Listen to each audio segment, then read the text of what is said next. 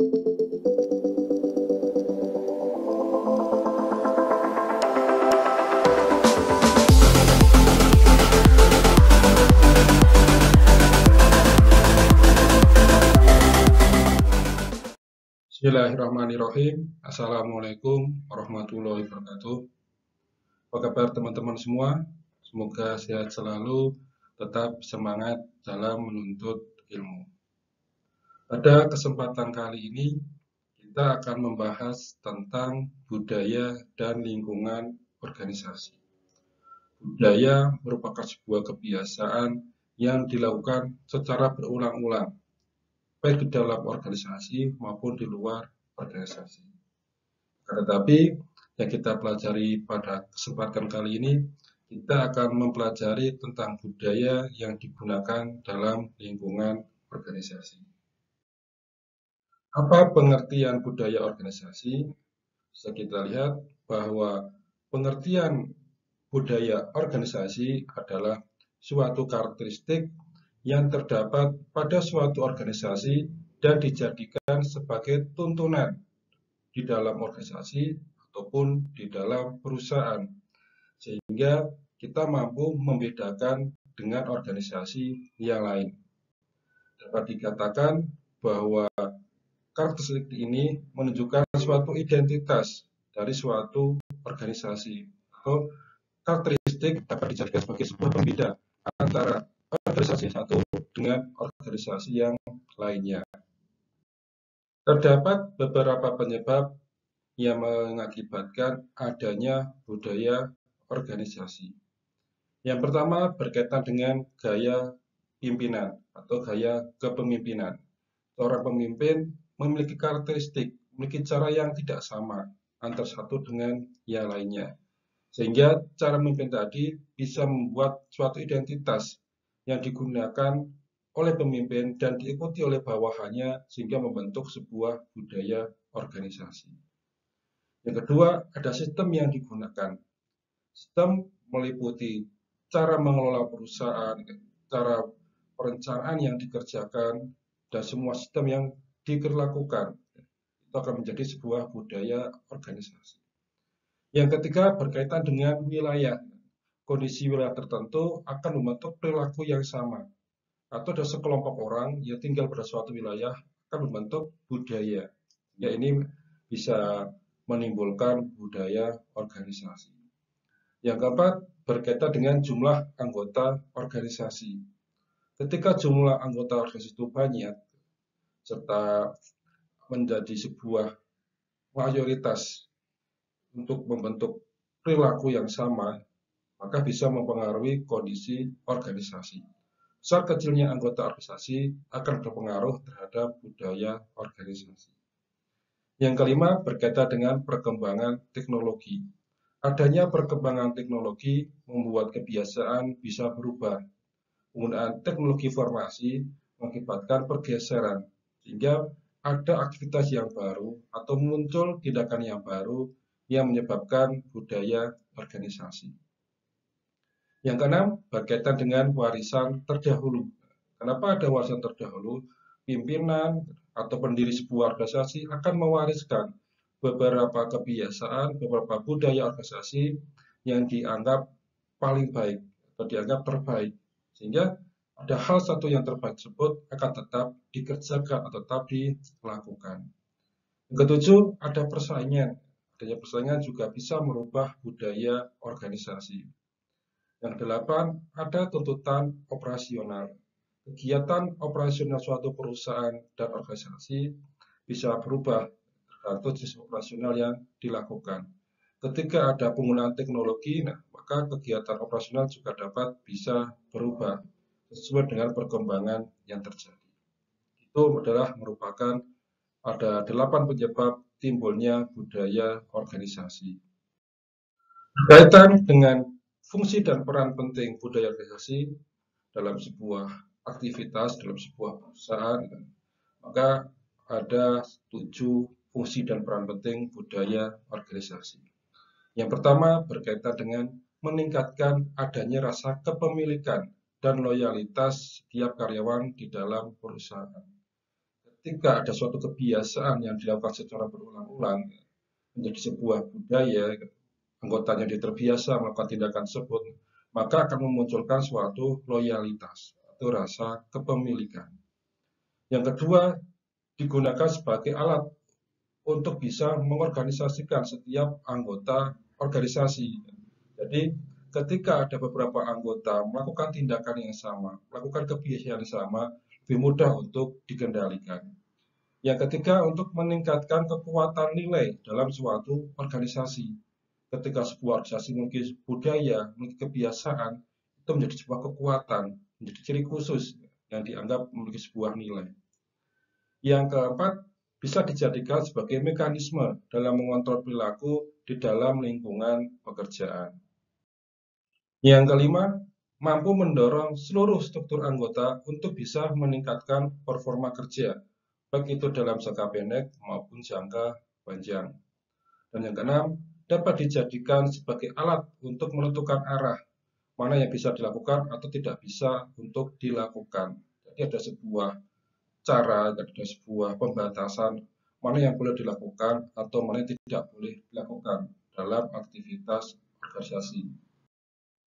Dasar budaya organisasi terdiri dari yang pertama, ada nilai yang merupakan konsep kepercayaan. Nilai yang diyakini, nilai yang terkandung, itu akan menjadi sebuah konsep yang dipercayai. Semua anggota organisasi meyakini bahwa itu tindakan yang terbaik, sehingga nilai tersebut akan terkandung atau dapat dimiliki. Sehingga masing-masing anggota organisasi dengan senang hati atau dengan kesadaran maupun tanpa kesadaran akan melaksanakan budaya organisasi. Yang kedua berkaitan dengan perilaku yang dikehendaki. Ada beberapa pimpinan yang menghendaki apa yang harus dilakukan oleh anggota organisasi. Maka ketika keinginan tersebut menjadi sebuah perilaku yang dilakukan secara berulang-ulang, maka terbentuklah budaya organisasi. Yang ketiga berkaitan dengan kondisi yang penting, suatu faktor yang penting yang mengharuskan timbulnya budaya organisasi.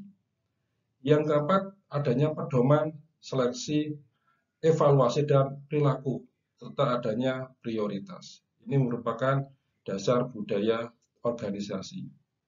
Terdapat dua jenis budaya organisasi. Yang pertama adalah berkaitan dengan open and participatory culture, di mana anggota organisasi diberikan kebebasan untuk menyampaikan pendapat, untuk menyampaikan berbagai macam informasi, sehingga kegiatan dalam suatu organisasi tidak hanya ditentukan oleh pimpinan, ada keterlibatan dari bawahan atau dari anggota maupun dari tenaga kerja. Artinya ada kebebasan untuk berpendapat. Yang kedua adalah yang closed and autocratic culture, di mana organisasi ini sifatnya tertutup. Budaya organisasi atau kebiasaan dalam organisasi diputuskan atau ditentukan oleh para pimpinan atau oleh salah satu pimpinan yang ada di dalam perusahaan maupun di organisasi. Apa saja karakteristik budaya organisasi? Yang pertama ada inovasi and risk taking, di mana yang namanya inovasi and risk taking merupakan kita atau sebagai anggota organisasi bisa melakukan inovasi, bisa melakukan kreativitas dan berani mengambil risiko. Dalam suatu tindakan, ketika berani mengambil risiko, akan berpengaruh terhadap peluang mendapatkan keuntungan yang lebih besar.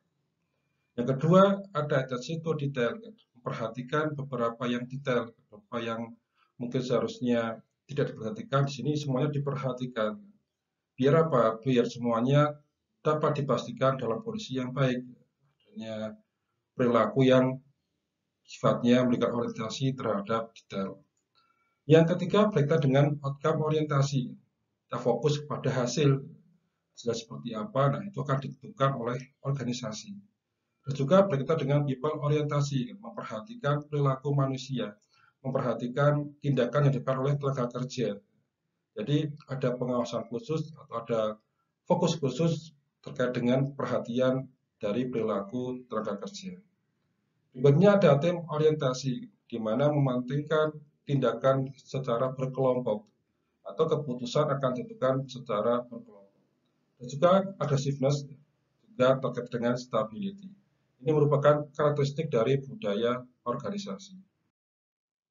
Elemen budaya organisasi terdiri dari tiga, ada elemen idealistik, ada elemen behavioral, dan keterkaitan elemen idealistik dan behavioral. Yang pertama terkait dengan elemen idealistik, memperhatikan terkait dengan cara pemikiran, terkait dengan cara pandang yang ada di dalam suatu organisasi. Cara pandang ini yang akan diikuti, yang akan dijadikan sebagai sebuah pedoman untuk menjalankan suatu budaya organisasi. Yang kedua, berkaitan dengan elemen behavioral terkait dengan perilaku anggota organisasi maupun perilaku dari pimpinan. Perilaku ini mencerminkan suatu aktivitas dalam organisasi yang nantinya akan membentuk suatu budaya organisasi. Sedangkan keterkaitan antara elemen idealistik dan behavioral merupakan sebuah gabungan antara hasil pemikiran dengan tindakan yang seharusnya dilakukan. Anggota organisasi akan berpikir, mana perilaku yang tepat, mana perilaku yang pantas untuk dilakukan dalam sebuah organisasi. Terdapat beberapa tantangan ketika sebuah organisasi itu ingin mewujudkan budaya organisasi. Yang pertama berkaitan dengan akses, kemudahan akses untuk meraih informasi, untuk mendapatkan informasi, mendapatkan pembanding dengan organisasi lain, itu akan bisa mempengaruhi budaya organisasi. Yang kedua adalah terkait dengan kesenjangan generasi. Anggota organisasi yang ada dalam sebuah perusahaan atau sebuah organisasi ketika usianya terpaut jauh itu bisa mengakibatkan susahnya membentuk suatu budaya organisasi.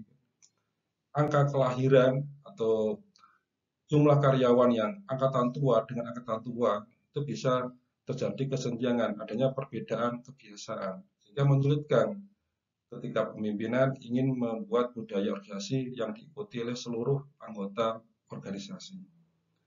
Yang ketiga berkaitan dengan pola pikir atau cara pandang dalam bekerja.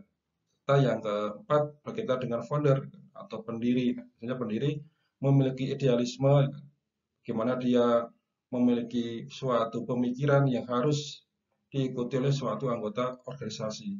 Meskipun pendiri sudah tidak jadi pemilik, jadi akan menanamkan budaya organisasi tersebut agar tetap dipertahankan atau tetap diikuti oleh semua anggota organisasi.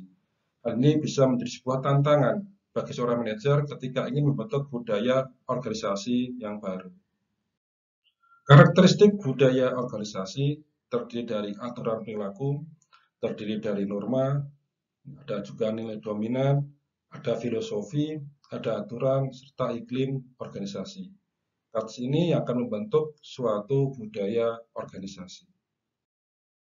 Adapun proses pembentukan budaya organisasi yang pertama adalah adanya interaksi antara pimpinan dengan anggota organisasi. Ketika ada interaksi, maka ada informasi yang didapatkan, baik informasi satu arah maupun informasi dua arah. Yang kedua, ada interaksi yang menjadi artefak, menjadi nilai, serta ada asumsi.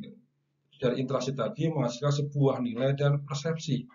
Sehingga persepsi tadi bisa dapat diimplementasikan pada tindakan yang ketiga. Serta yang proses keempat, adanya pembelajaran bagi anggota organisasi yang baru. Setiap anggota organisasi yang baru harus mendapatkan pelatihan, harus mendapatkan pembekalan, sehingga dia akan tahu budaya organisasi apa yang dilakukan dalam perusahaan tersebut. Terdapat 4 dimensi dalam budaya organisasi. Yang pertama terkait dengan involvement atau keterlibatan. Adanya keterlibatan anggota organisasi, maka bisa dilakukan secara berulang-ulang. Maka tindakan tadi yang dilakukan secara berulang-ulang akan membentuk budaya organisasi. Kalau tidak ada tindakan yang dilakukan oleh anggota organisasi, maka tidak akan muncul budaya organisasi. Yang kedua, terkait dengan konsistensi atau dilakukan secara berulang-ulang. Bisa dikatakan sebuah perilaku yang dilakukan secara konsisten, maka bisa disebut sebagai budaya organisasi. Yang ketiga, berkaitan dengan adaptability adanya penyesuaian dengan kondisi terbaru, ada penyesuaian dengan penggunaan teknologi informasi, serta penyesuaian terkait dengan kebutuhan di masa depan. Yang keempat, berkaitan dengan misi. Ada capaian, ada tujuan yang ingin diraih. Ketika budaya organisasi itu dilakukan, maka ada harapan yang diinginkan oleh pimpinan ataupun oleh semua anggota organisasi. Yang dimaksud dengan lingkungan organisasi adalah segala aktivitas atau komponen yang mempengaruhi input, output, eksistensi, pendapatan, dan keberlangsungan organisasi, baik pengaruh dari dalam organisasi ataupun pengaruh dari luar organisasi. Ini merupakan pengertian dari lingkungan organisasi. Lingkungan organisasi dapat dibedakan menjadi dua. Ada lingkungan internal dan lingkungan eksternal. Lingkungan internal terdiri dari sumber daya manusia yang terlibat terkait dengan sistem atau berkaitan dengan manajemen, berkaitan dengan peralatan atau sarana dan prasarana yang mendukung aktivitas organisasi. Elemen lingkungan eksternal organisasi terdiri dari kondisi ekonomi, di mana pertumbuhan ekonomi dalam suatu wilayah dapat memengaruhi organisasi. Juga berkaitan dengan politik. Siapa yang berkuasa dalam pemerintahan, maka dia akan mengambil kebijakan. Dia mengambil segala hal terkait dengan peraturan yang berlaku. Maka itu juga dapat mempengaruhi lingkungan eksternal organisasi. Juga berkaitan dengan demografi, di mana kondisi masyarakat di dalam suatu wilayah bisa menjadikan pengaruh besar dari berdirinya organisasi. Alhamdulillah kita telah mempelajari budaya organisasi dan lingkungan organisasi.